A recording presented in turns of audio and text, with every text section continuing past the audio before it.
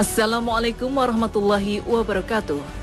Pagi ini Kasana kembali menyajikan kepada Anda embun-embun ilmu yang terpendam dalam luasnya Kasana Islam.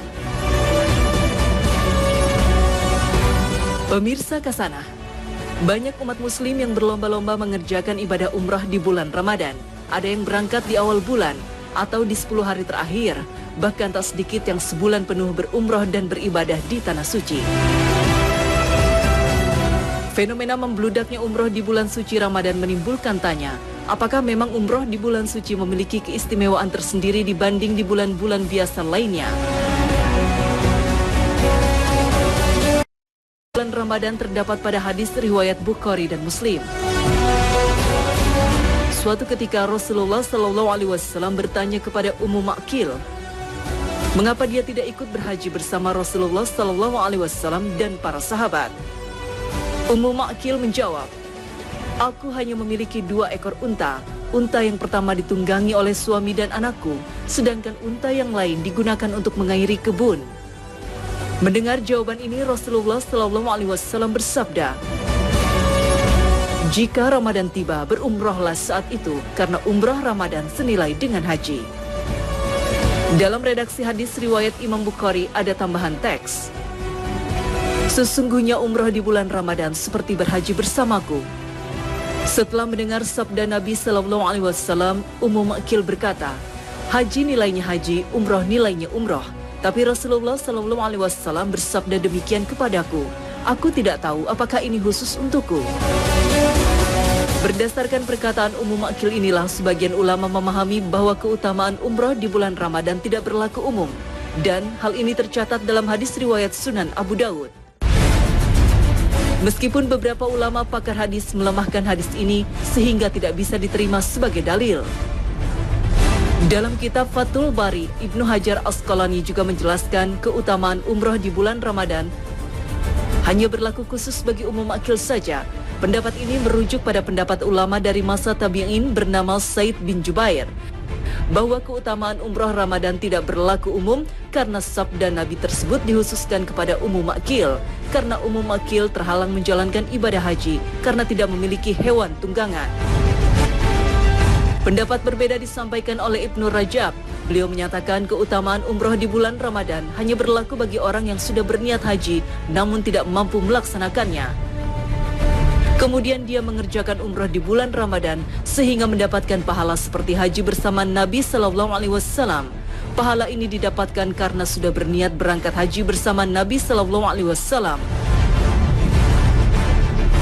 Contohnya beberapa wanita yang tidak bisa ikut haji bersama Nabi SAW, ketika beliau pulang ada yang bertanya, amalan apa yang bisa menggantikan nilai haji bersama beliau?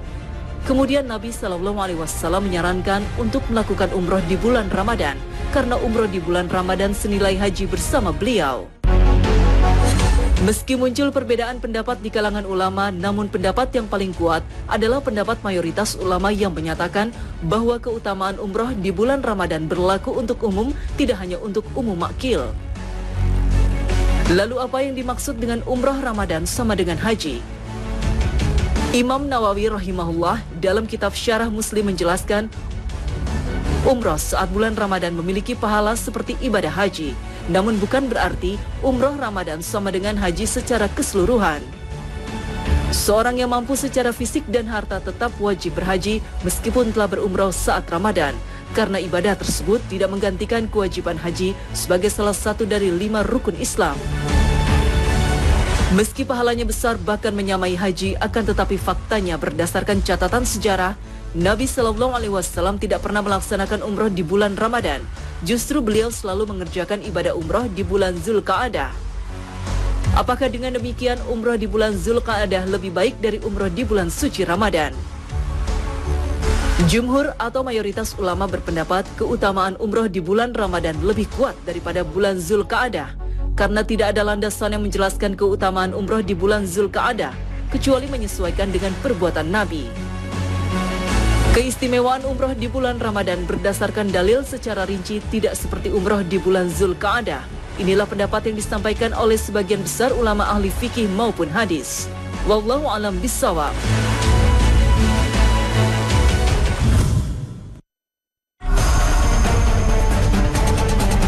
Pemirsa Kasana, salah satu golongan yang mendapatkan keringanan untuk tidak berpuasa adalah orang yang sedang bepergian atau musafir. Bagaimana jika perjalanan jauh itu menjadi rutinitas atau memang sudah menjadi pekerjaannya? Misalnya para pilot, pramugari, dan sopir. Apakah saat menjalankan tugasnya mereka masih tergolong sebagai musafir sehingga mendapat keringanan meninggalkan puasa Ramadan? Menurut ulama kontemporer, mereka tetap tergolong seorang musafir meskipun perjalanan jauh antar kota merupakan rutinitas harian terkait pekerjaan, sehingga mereka diperbolehkan untuk meninggalkan puasa Ramadan. Namun, ketetapan syariat tetap mewajibkan mereka untuk mengqadha atau mengganti hari-hari yang ditinggalkan. Terkait waktu penggantinya boleh dilaksanakan di waktu yang jarak antara subuh ke maghrib relatif pendek, atau ketika kondisi cuaca cukup sejuk. Inilah sebuah keringanan dari Allah Subhanahu wa Ta'ala terhadap hambanya. Hal ini sesuai dengan firman Allah Subhanahu wa Ta'ala dalam surah Al-Baqarah ayat ke-184. Maka barang siapa di antara kamu ada yang sakit atau dalam perjalanan lalu ia berbuka, maka wajiblah baginya berpuasa sebanyak hari yang ditinggalkan itu pada hari-hari yang lain.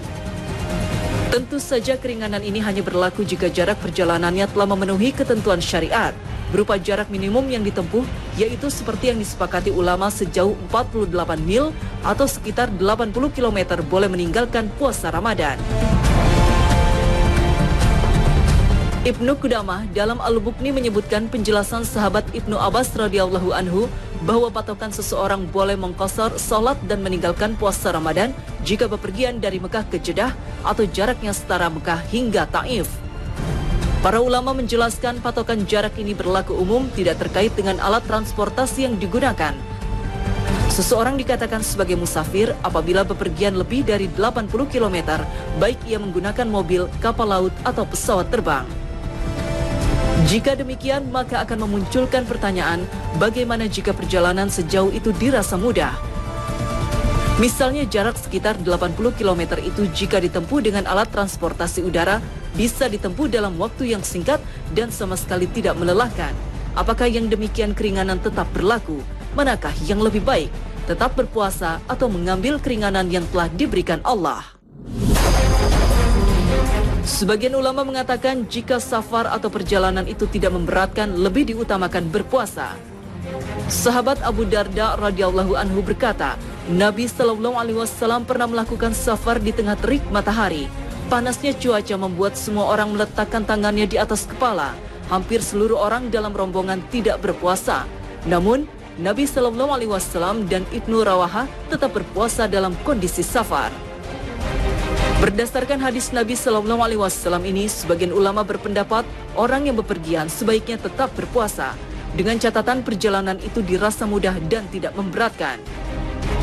Ketika tetap berpuasa, seseorang lebih cepat melaksanakan kewajibannya kepada Allah. Tidak perlu mengganti atau mengqadha di lain hari. Berpuasa selama bulan Ramadan dirasa lebih ringan dibandingkan harus mengqadha di bulan-bulan lainnya. Di bulan Ramadan, seluruh umat muslim berpuasa, sehingga secara psikologis, ibadah ini tidak terlalu berat. Berbeda halnya jika harus berpuasa secara sendirian di luar Ramadan. Jika kondisi perjalanan cukup berat, para ulama menyarankan lebih baik tidak berpuasa. Hal ini berdasarkan sebuah hadis yang diriwayatkan oleh Imam Bukhari dan Muslim. Ketika sedang bersafar, Rasulullah SAW melihat orang yang saling berdesak-desakan. Kemudian ada salah seorang di antaranya mendapatkan perlindungan. Lalu Nabi SAW bertanya, siapakah orang ini? Dan orang-orang pun menjawab, dia adalah orang yang sedang berpuasa. Kemudian Nabi SAW bersabda, bukanlah suatu yang baik jika seorang berpuasa ketika dia bersafar. Membatalkan puasa menjadi wajib hukumnya jika kondisi perjalanan bisa mengancam nyawa. Bahkan Rasulullah SAW mencela para musafir yang berpuasa di tengah perjalanan yang sangat berat. Sahabat Jabir bin Abdullah radhiyallahu anhu berkata, sesungguhnya Rasulullah SAW keluar pada tahun Fathul Makkah menuju Makkah di bulan Ramadan. Beliau ketika itu berpuasa. Kemudian ketika sampai di Qura Al-Ghamim, suatu lembah antara Makkah dan Madinah, orang-orang ketika itu masih berpuasa. Kemudian beliau meminta diambilkan segelas air, lalu beliau mengangkatnya dan orang-orang pun memperhatikan beliau. Lantas beliau pun meminum air tersebut. setelah beliau melakukan hal tadi, ada yang mengatakan, sesungguhnya sebagian orang ada yang tetap berpuasa. Rasulullah SAW pun mengatakan, mereka itu adalah orang yang durhaka. Mereka itu adalah orang yang durhaka. Nabi SAW mencela keras orang yang tetap berpuasa dalam kondisi sangat-sangat sulit. Dan ini adalah sesuatu yang tercela.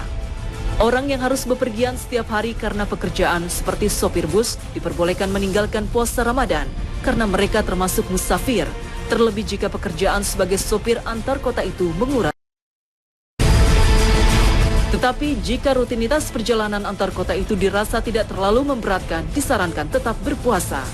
Wallahu a'lam bishawab.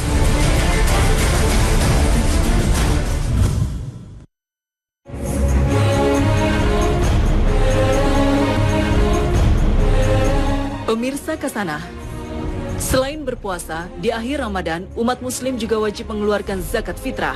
Biasanya zakat fitrah diserahkan pada amil zakat yang dibentuk oleh panitia-panitia masjid atau lembaga-lembaga amil zakat. Tapi bagaimana jika zakat fitrah itu kita salurkan sendiri kepada saudara atau kerabat kita sendiri yang miskin? Perlu diperhatikan bahwa di antara golongan yang berhak menerima zakat fitri adalah fakir miskin. Ibnu Abbas radhiyallahu anhu meriwayatkan Rasulullah SAW mewajibkan zakat fitri sebagai makanan orang miskin. Hadis ini menunjukkan fungsi zakat fitri untuk mencukupi kebutuhan orang miskin ketika hari raya. Sebagian ulama mengatakan salah satu hikmah dari turunnya perintah untuk mencukupi kebutuhan orang miskin di hari raya agar mereka tidak disibukkan dengan memikirkan kebutuhan makanan di hari tersebut, sehingga mereka bisa bergembira bersama kaum muslimin yang lainnya. Anggota keluarga yang miskin seperti paman, bibi atau sepupu boleh menerima zakat kita. Bahkan hal ini lebih dianjurkan. Seseorang akan mendapatkan pahala lebih saat menyalurkan zakatnya kepada saudara dekatnya yang miskin dibandingkan menyalurkan zakat kepada orang lain. Menyalurkan zakat ke keluarga bernilai ganda. Pertama, membayar zakat untuk melaksanakan perintah Allah. Yang kedua, melalui zakat bisa mempererat silaturahim. Rasulullah SAW bersabda, sesungguhnya zakat kepada orang miskin nilainya zakat saja, sedangkan zakat kepada kerabat nilainya 2, zakat dan silaturahim. Hadis riwayat Nasai, Darimi, Tirmizi, dan Ibnu Majah. Semua sanak saudara dan kerabat berhak menerima zakat kita, akan tetapi syaratnya mereka tidak termasuk orang yang wajib kita nafkahi. Ulama menegaskan kita tidak boleh membayarkan zakat kepada orang tua, kakek, nenek, hingga seterusnya ke atas sekalipun miskin.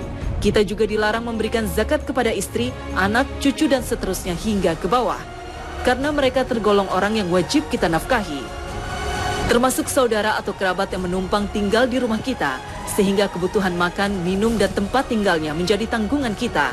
Mereka itu sekalipun miskin tidak berhak mendapatkan zakat dari kita karena tergolong orang yang kita tanggung nafkahnya. Jika ada saudara yang tidak kita tanggung nafkahnya dan tergolong fakir miskin, kita sebaiknya menyerahkan zakat fitrah kepada mereka. Wallahu a'lam bishawab.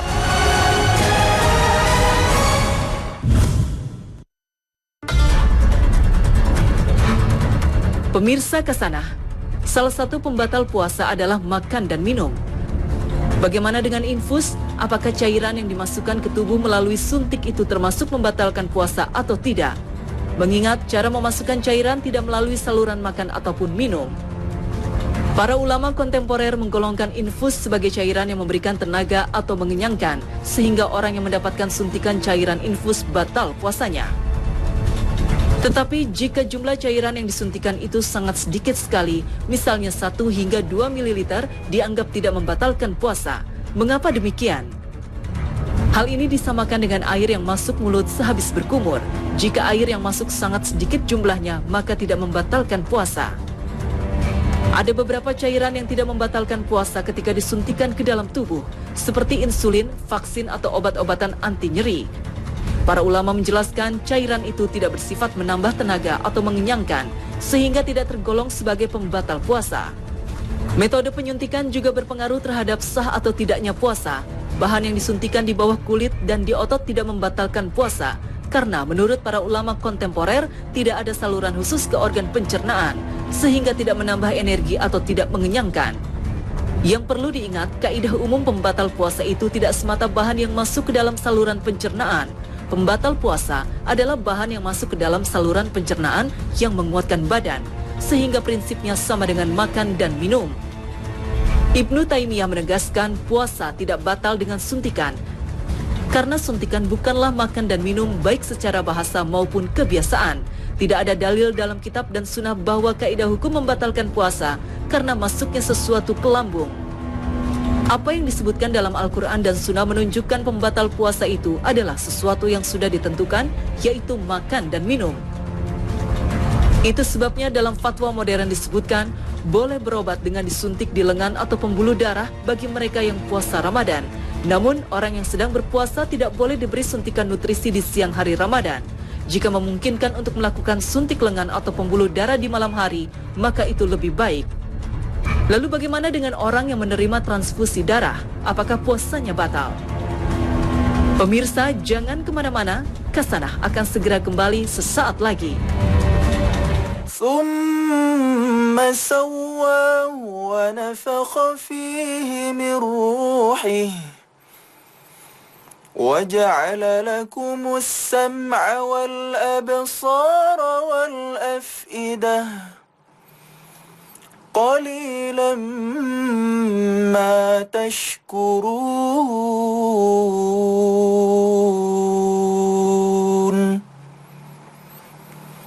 صدق الله العظيم.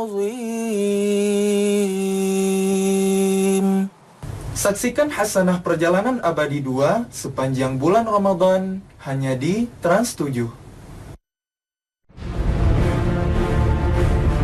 Para ulama kontemporer menyatakan orang yang menerima transfusi darah batal puasanya, termasuk orang yang melakukan proses cuci darah.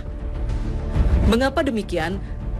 Karena di dalam darah terdapat sari-sari makanan, terutama pada bagian yang disebut plasma darah. Oleh karena itu, menerima transfusi darah sama halnya dengan mendapatkan sari-sari makanan. Inilah yang menjadi dasar para ulama yang menyatakan penerima transfusi darah di siang hari bulan Ramadan batal puasanya. Prinsip dasar syariat Islam adalah memberi kemudahan. Allah Subhanahu wa Ta'ala berfirman, Allah menghendaki kemudahan bagimu dan tidak menghendaki kesukaran bagimu. Quran Surat Al-Baqarah 185. Semua syariat Islam bersifat mudah. Dalam seluruh ibadah wajib pasti ada kemudahan di dalamnya, sesuai dengan adanya sebab-sebab keringanan atau ruksah. Namun bersamaan dengan kemudahan amalan-amalan tersebut, Allah tetap mensyariatkan untuk menyemangati seorang hamba dalam mengerjakan amalan tersebut. Semoga Allah memberi kita taufik dan hidayah sehingga kita bisa optimal dalam mengerjakan amalan-amalan kebaikan. Amin ya robbal alamin. Sampai di sini akhir kebersamaan kita pagi ini. Terima kasih atas perhatian Anda. Akhir kata, wassalamualaikum warahmatullahi wabarakatuh.